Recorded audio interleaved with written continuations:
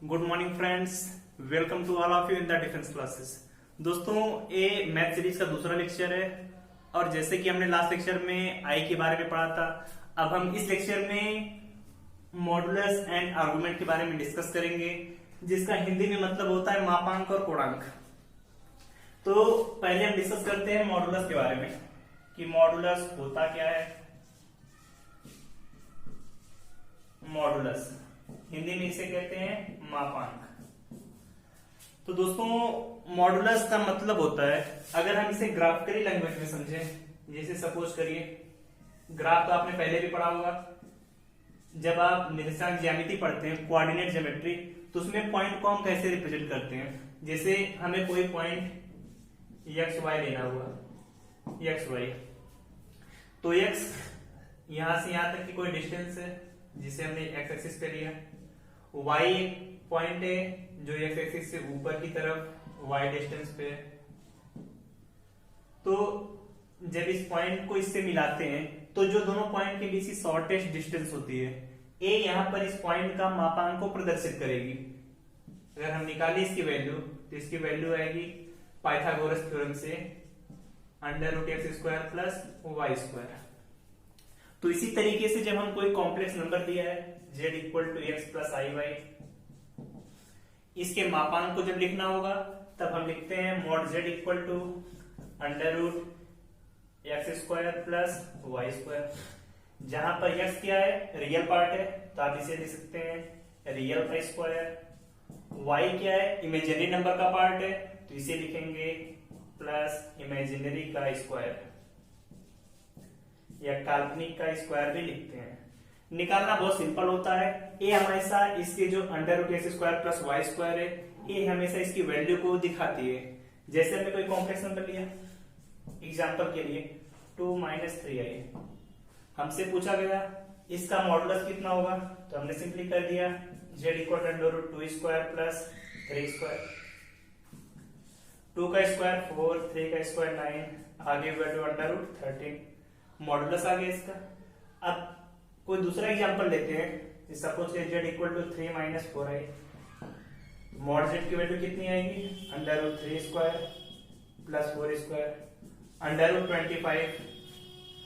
अब जब इसकी वैल्यू निकालेंगे, √5 की वैल्यू कितनी आती है, ±5। लेकिन हम हमेशा यहाँ पर जब कभी भी आंसर आपने देखा होगा, प्लस में लिखते हैं, माइनस नहीं लिखते। क्यों नहीं माइनस लिखते हैं, पता है किसी को? तो देखिए माइनस क्यों नहीं लिखते हैं, यहाँ पे हम समझते हैं।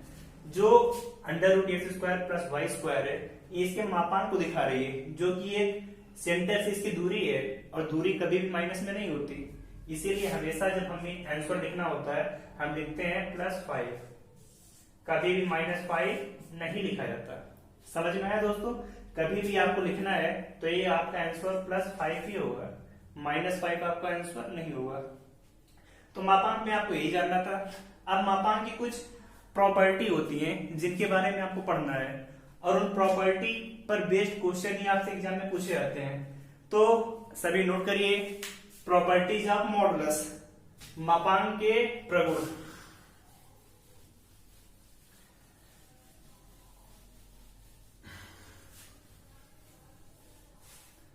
अब हमें जो पढ़ना है उसे पढ़ना है प्रॉपर्टीज ऑफ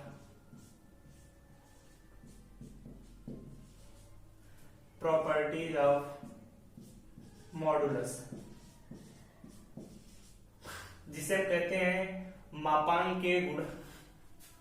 इसके बारे में पढ़ते हैं। तो जैसे दोस्तों, दो कॉम्प्लेक्स नंबर है, एक कॉम्प्लेक्स नंबर z1, दूसरा कॉम्प्लेक्स नंबर है z2। इनके जोड़ने पर, घटाने पर, या इनके गुणा करने पर, भाग करने पर क्या क्या चेंजेस आते हैं, उस प्रॉपर्टी के बारे में देखते हैं। तो दोस्तों, अगर पहली प्रॉपर्टी कि दो कॉम्प्लेक्स नंबर z1 और z2 दिया हुआ है, तो याद रखिएगा हमेशा कि जब कभी भी mod z1 प्लस z2 निकालेंगे, इसकी वैल्यू हमेशा या तो mod z1 plus mod z2 से कम होती है या इसके बराबर होती है। कभी भी इससे ज्यादा इसकी वैल्यू नहीं होती है, याद रहेगा दोस्तों। सेकंड प्रॉपर्टी है, दो कॉम्प्लेक्स नंबर का जब हम डिफरेंस लेते हैं मॉड Z1 माइनस Z2, इसकी वैल्यू हमेशा mod Z1 minus mod Z2 से हमेशा वैल्यू इसकी ज्यादा आती है। Mod Z1 minus mod Z2 की वैल्यू हमेशा इससे ज्यादा आएगी। थर्ड प्रॉपर्टी है, दो complex number mod Z1 Z2 लिखे तो इसकी वैल्यू इसे हम अलग अलग करके भी निकाल सकते हैं। Fourth property, mod Z1 by Z2 है, अलग एक ही साथ में दो कॉम्प्लेक्स नंबर के डिफरेंस का मॉड जब लेते हैं तो क्या करेंगे, mod Z1 by mod Z2। याद रहेगा दोस्तों। पांचवी प्रॉपर्टी और अंतिम प्रॉपर्टी इसकी है कि जब मॉड Z की पावर n लिखा हुआ है इसे हम मॉड Z की पावर n लिख सकते हैं। अब एक प्रॉपर्टी पर कुछ एग्जांपल हम देखते हैं कि ये प्रॉपर्टी सही है कि नहीं, इस प्रॉपर्टी को हम इवेलुएट करते हैं। तो जैसे हमने एक एग्जांपल लिया यहाँ पर, एक कॉम्प्लेक्स नंबर है Z1 equal to 2 minus 3i, दूसरा कॉम्प्लेक्स नंबर है 3 प्लस 4i। दो कॉम्प्लेक्स नंबर है, पहले का मॉड हम निकालेंगे, कितना आएगा मॉड Z1, मॉड Z1 कितना आएगा, √2 का स्क्वायर प्लस -3 का स्क्वायर, तो √13 आ गया।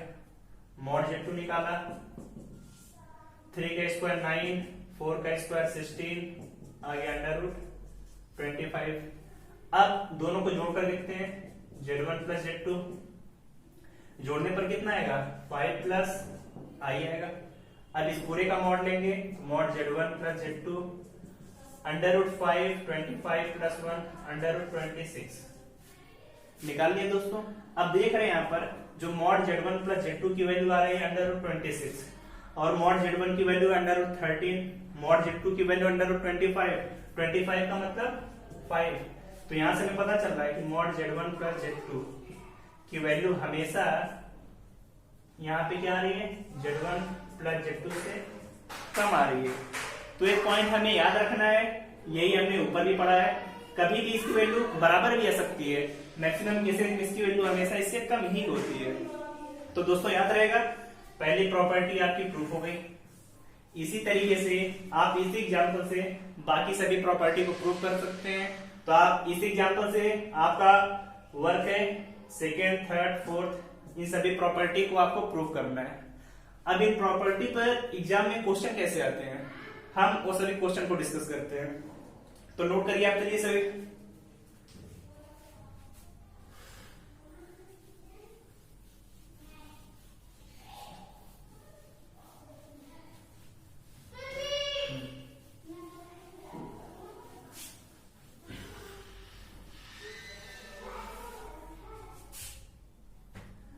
चलिए दोस्तों हम कुछ एग्जाम्पल लेते हैं, एग्जाम्पल को डिस्कस करते हैं।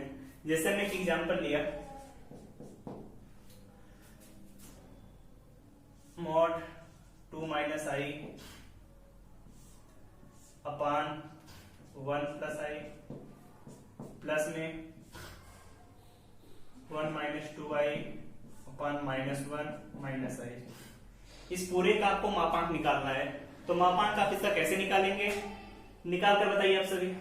देखिए ऊपर लिखा मॉड 2 माइनस i, अभी हमने प्रॉपर्टी से पढ़ा कि दो कॉम्प्लेक्स नंबर का डिवाइड है तो हम दोनों को अलग अलग करके लिख सकते हैं। तो लिख लीजिए दोनों को अलग अलग करके, 2 माइनस i नीचे 1 प्लस i प्लस इसका निकालेंगे 1 माइनस 2i, इसका निकालेंगे -1 माइनस i।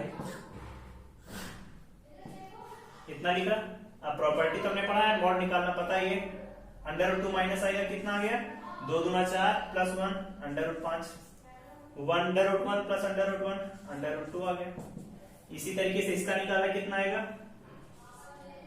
√5 आ गया, इसका भी √2 आ गया।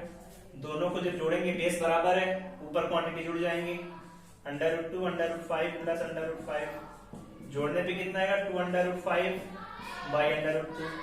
अब ऊपर 2 है नीचे √2 तो ऊपर √2 बचेगा, √2 में √5 का मल्टीप्लाई √10। तो ऐसे क्वेश्चन आपसे मॉडुलस पर बेस्ड क्वेश्चन पूछे जाते हैं कि 2-3 नंबर लिखे हुए हैं, पूरे का मॉडुलस निकाल कर बताइए। तो आप इसी तरीके से निकाल सकते हैं। चलिए नोट कर लीजिए आप सभी से।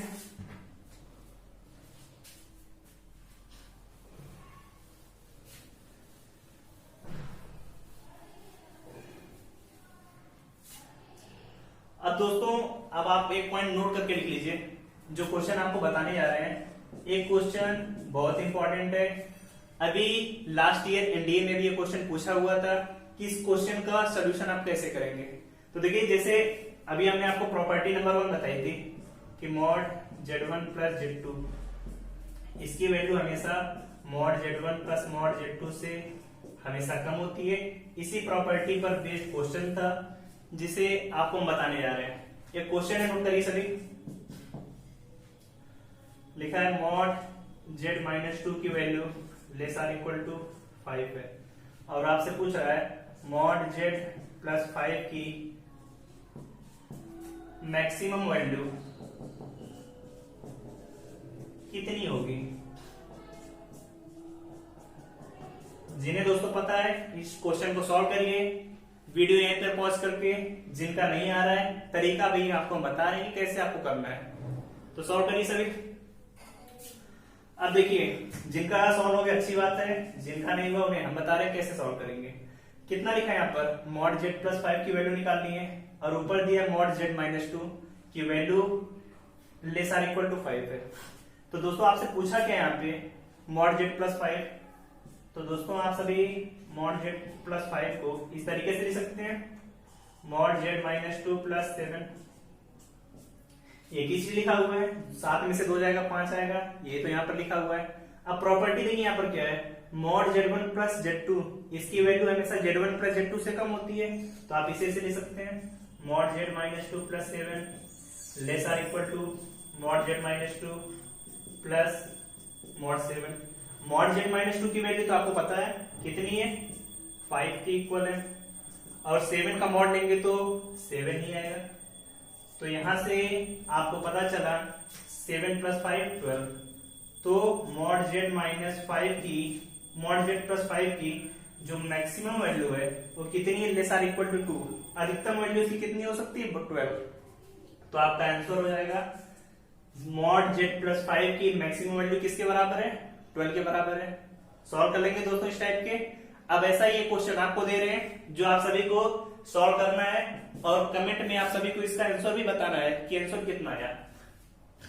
क्वेश्चन है मॉड Z माइनस 4 की वैल्यू 10 है, और आपसे पूछा गया है मॉड Z प्लस 6 की मैक्सिमम वैल्यू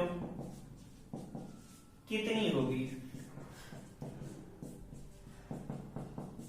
सेम एजिटिक इसी तरीके से आप सभी को करना है। एक क्वेश्चन का आंसर आप सभी को बताना है कमेंट में करके कि आंसर इसका कितना है।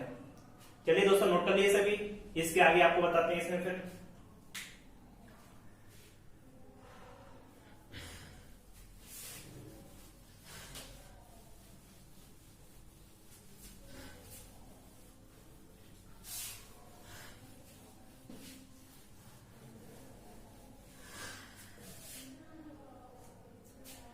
तो दोस्तों आप सभी ने नोट कर लिया होगा। अब इसके आगे जो आपको पढ़ना है, मॉड्यूलस आपका कंप्लीट हो गया। अब आगे आप पढ़ते हैं आर्गुमेंट।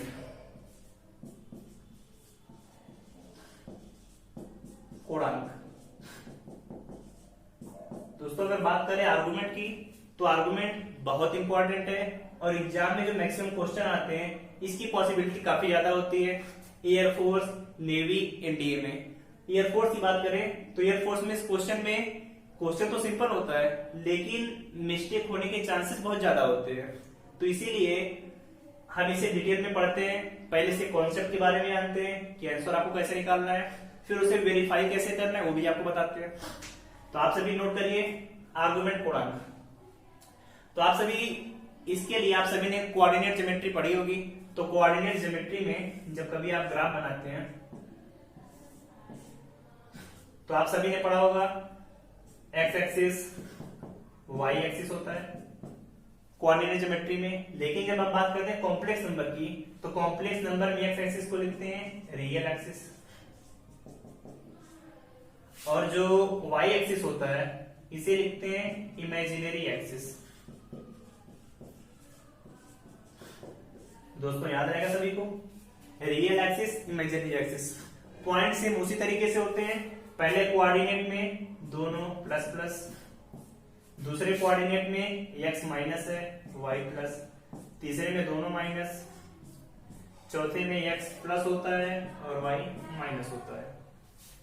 तो दोस्तों जब कभी आर्गुमेंट निकालना हो तो वहां पर एक चीज आप ख्याल रखना कि जब कोई भी complex number z equal to x plus i y पहले कोऑर्डिनेट में आए तो उसका आंसर जो होगा हमेशा 0 to π/2 के बीच में होना चाहिए।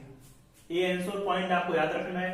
अगर यही सेकंड कोऑर्डिनेट में तो सेकंड कोऑर्डिनेट में आंसर आपको हमेशा पाई माइनस थीटा रखना है। सेकंड कोऑर्डिनेट में कितना, pi minus theta. Third coordinate में आएगा तो pi plus theta. Fourth coordinate में चले गए तो आंसर आपको लिखना है 2 पाई माइनस थीटा। अगर आपको इतना पॉइंट याद है तो आप आर्गुमेंट का कोई भी क्वेश्चन बहुत इजीली कर सकते हैं। अब देखते हैं क्वेश्चन कैसे आते हैं इस पर। तो एक एग्जांपल से करते हैं। एग्जांपल z इक्वल टू लिखा है 1 प्लस 3i, 1 प्लस √3i। आपसे पूछ दिया गया फाइंड आर्गुमेंट ऑफ z, मतलब z का पूर्णांक निकालिए। तो आप क्या करेंगे, आर्गुमेंट z निकालने के लिए तो आपको पता है आर्गुमेंट z कोई कोड है। अब यहाँ पे देखिए दोस्तों, कोड निकालने के लिए आपको पता होना चाहिए कि जब कभी भी यहाँ पर हम आंसर इसका निकालेंगे तो tan theta equal to formula होता है y/x, जहां पर y इमेजिनरी पार्ट वाला है, x क्या है, रियल पार्ट वाला है। अब इसी ग्राफ में भी आप समझ सकते हैं। चलिए इसके नीचे से ग्राफ बना के आपको बताते हैं। जैसे यहाँ पर x है तो x को हमने लिखा x, y है, y को रिप्रेजेंट किया y, तो जिसका मॉडुलस होगा r √x² प्लस y²। तो देख रहे हैं किसी कोण थीटा पर जा रहा है। यही कोण जो थीटा होता है वही मॉडुलस, वही इसका आर्गुमेंट होता है। अब यहां से अगर tan थीटा की वैल्यू निकालें तो tan थीटा बराबर कितना आएगा, y/x। तो थीटा कितना आएगा, tan इनवर्स y/x। यही फार्मूला यहाँ पर लिखा गया है कि कोणांक tan theta equal to y/x या theta equal to tan inverse y/x। Question करते हैं, आपको समझ में आ जाएगा। आर्गुमेंट z पूछा हुआ है तो कैसे निकालेंगे, tan इनवर्स y/x। y यहाँ पर कितना है, √3, x कितना है 1। अब बताइए tan के किस एंगल की वैल्यू √3 होती है, तो आप सभी को पता है tan इनवर्स tan π/3। tan 60 की वैल्यू √3 होती है तो π/3। tan inverse tan cancel out, argument कितना आ गया आपका π/3। That is your answer. निकाल लेंगे आप सभी, तो नोट करिए इसे, इसके आगे इसमें डिस्कस करते हैं फिर।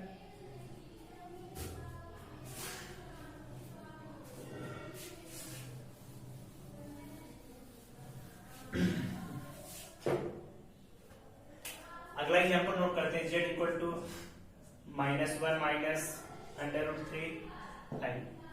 अब आपसे पूछ दिया आर्गुमेंट निकालिए, बताइए कितना है आर्गुमेंट z। क्या करेंगे आप, tan इनवर्स y/x √3 1। आप सभी को ये नहीं देखना है कि प्लस है कि माइनस है, दोनों माइनस है तो आपको आइडिया मिल गया किसमें आएंगे, थर्ड क्वाड्रेंट में।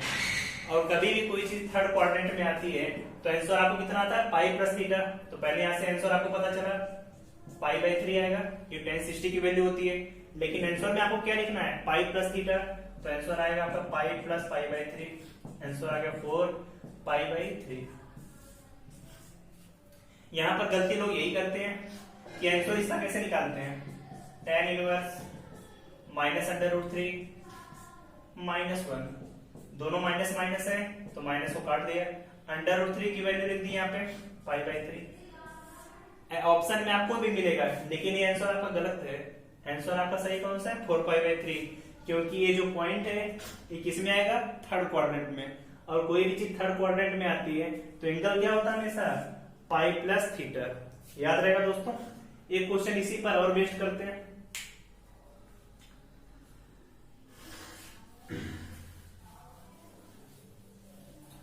थोड़ा सा चेंज कर देते हैं, -1 करते हैं, 1 माइनस √3i।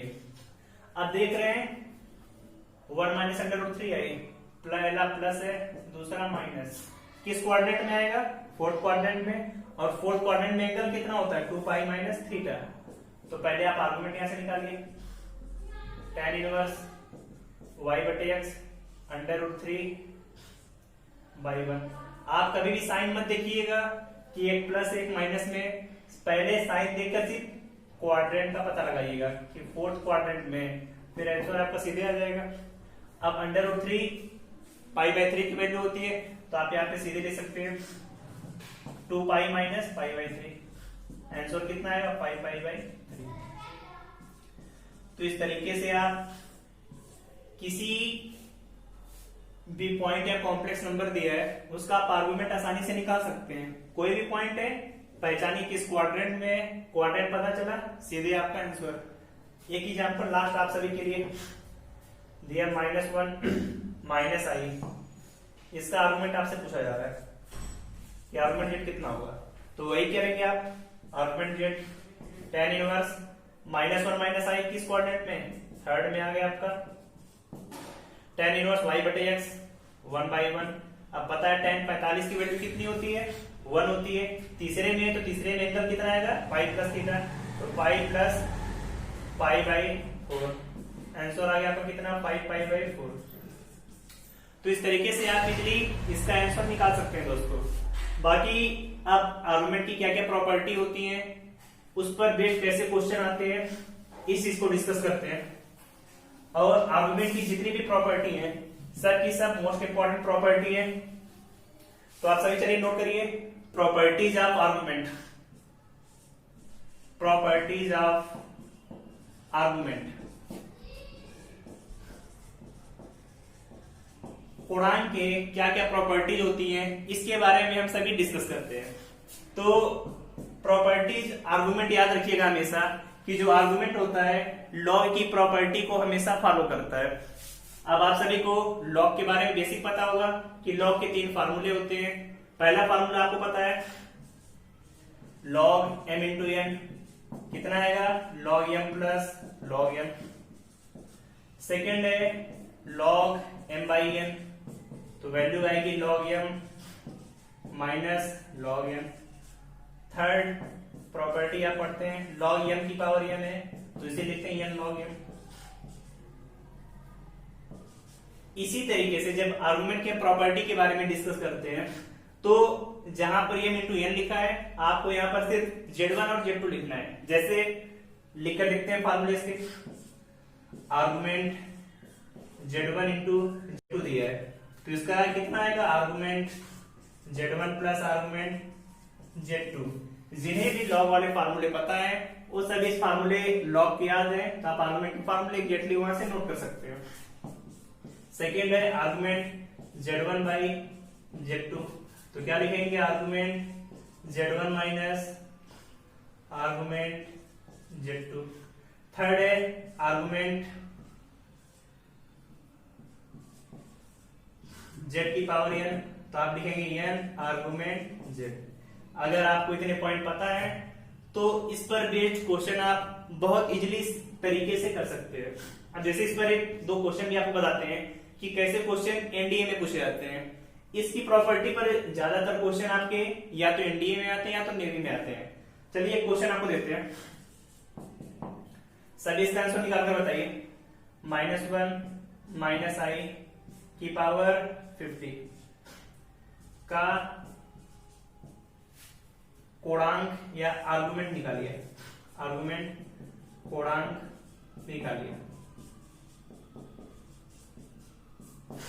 निकाल कर बताइए जिन्हें इसका तरीका पता है। अब देखिए पहला काम क्या है, -1 - i। एक आइडिया आपको मिल गया कि किस क्वाड्रेंट में, थर्ड क्वाड्रेंट में पता है। अब प्रॉपर्टी देखिए, आर्गुमेंट z की पावर n कितना आता है? आर्गुमेंट z, तो लिख सकते हैं -1 - i की पावर 50 है।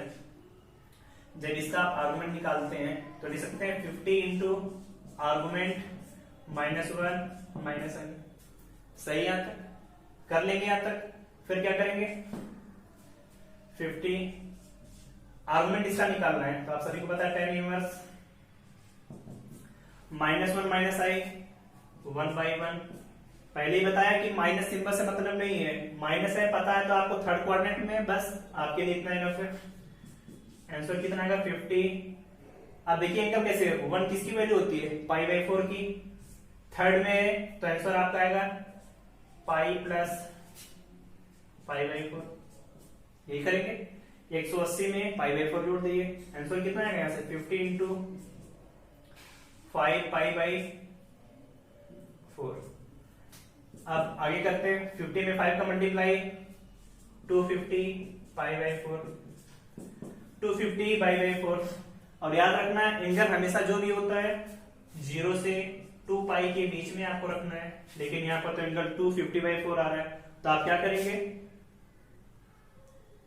अब यहां से बताइए आप इजिली आप 250 में 4 का डिवाइड कर सकते हैं, 250 में 4 से डिवाइड करके जो भी आंसर है आप नोट कर लीजिए उससे। अब देखिए इसे कन्वर्ट कैसे करेंगे, 4 से हमने 250 में डिवाइड किया, कितनी बार आएगा 24 टाइम्स 10। तो इसे आप दे सकते हैं 62 पाई प्लस 2 पाई π/4। अब याद रखिए 62 पाई है, 360 के बाद एंगल रिपीट होता है, तो कभी भी इवेंट में है तो आपका एग्जैक्ट वही, तो आंसर आ गया आपका 2 π/4। ये आप ले सकते हैं कितना π/2, ये आ गया आपका आर्गुमेंट। तो इस टाइप के क्वेश्चन जहां पर पावर काफी बड़ी हो, आप आर्गुमेंट की हेल्प से, प्रॉपर्टी की हेल्प से आप आंसर इजीली निकाल सकते हैं। अब इस पर बेस्ड हम आपको कुछ क्वेश्चन दे रहे हैं जो आपको सॉल्व करके कमेंट बॉक्स में उसका उत्तर बताना है आपको। अगर नहीं पता है तो हम लास्ट क्लास में फिर उसे एक बार डिस्कस करेंगे। तो चलिए कुछ क्वेश्चन नोट कर लीजिए इसमें।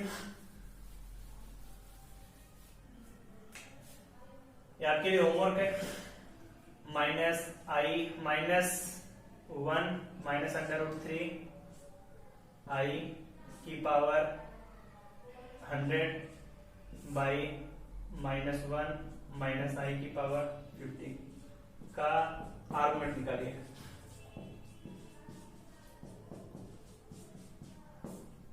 इसका आंसर आप सभी को निकालना है। इसका आंसर आपने निकाल लिया, आंसर जो भी है कमेंट बॉक्स में बताइए। फिर आगे जिनका आंसर नहीं आएगा तो आप कमेंट बॉक्स में जैसा रिप्लाई करेंगे, उसके बाद फिर हम आपके क्वेश्चन डिस्कस करेंगे। तो दोस्तों आज हमने डिस्कस किया दो चीजें, पहला मॉडुलस और सेकेंड है आर्गुमेंट। इन्हें डिस्कस करने के बाद अब हम लास्ट क्लास में पढ़ेंगे कि अगर कोई कॉम्प्लेक्स नंबर है तो उसका हम स्क्वायर रूट कैसे निकालते हैं। और दोस्तों आपको इसकी ऐसी ट्रिक बताएंगे कि आप एयरफोर्स, नेवी, इंडिया कोई एग्जाम दे रहे हैं तो मात्र आप 10 सेकंड में किसी भी कॉम्प्लेक्स नंबर का स्क्वायर रूट निकाल सकते हैं। तो आप सभी जितना पढ़ा इसे रिपीट करते रहिए और साथ में अच्छे से एयरफोर्स, नेवी जितने भी एस्पायरेंट्स है अच्छे से तैयारी करिए। बाकी मिलते हैं आप सभी से नेक्स्ट क्लास में। और दोस्तों चैनल को लाइक करिए, शेयर करिए, सब्सक्राइब करिए।